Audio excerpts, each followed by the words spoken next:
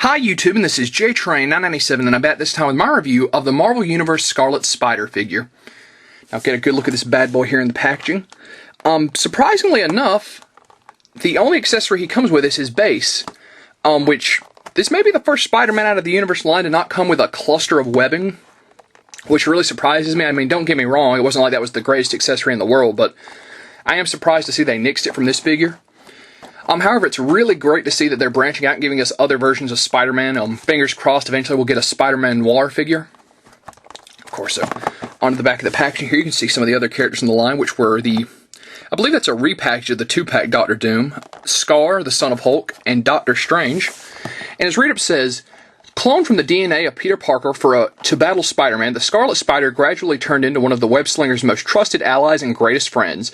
Battling alongside Spider-Man, he found himself becoming something more than a clone. The Scarlet Spider had finally become a hero in his own right. So, an awesome looking figure. Let's open him up. So immediately after pulling the Scarlet Spider out of packaging, actually before, because when I tried to pop him out, his leg came off. I mean, no excessive pressure used, his leg just flies off.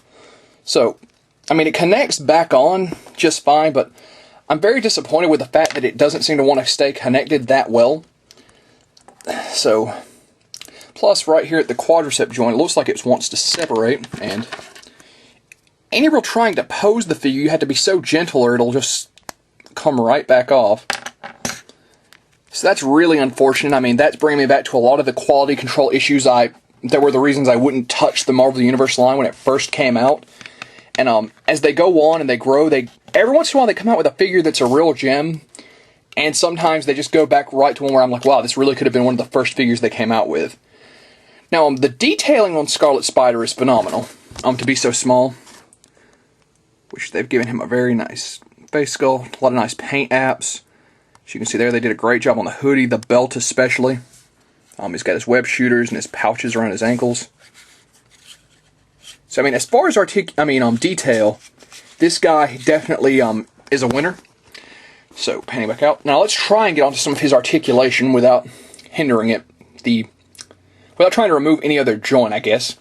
I mean, his head does some left and right, some slight up and down. His arms are on a ball joint, do a full 360, spin at the bicep, single jointed at the elbow, and they spin at the wrist. The web shooters can also kind of slide up and down his arm. They aren't permanently attached.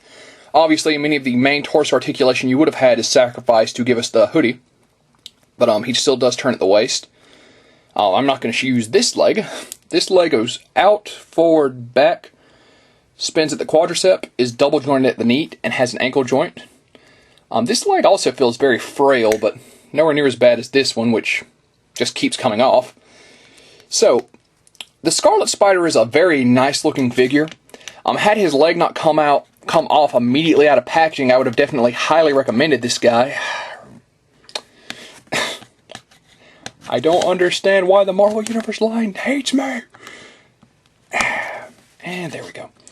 So, I don't know, I mean, this could be just mine. I mean, I'm sure not every figure is going to have a leg popping off. But at the same time, I judge a toy company as far as quality control as well, and Marvel Universe just doesn't seem to care that much. I mean, every toy line is going to have some quality control issues, but this has become a recurring factor, and I don't know. If you can find a Scarlet Spider, and you're a big fan, I definitely recommend picking him up. Had he not had the leg problem, I would have recommended him to everyone because he's an amazing looking figure.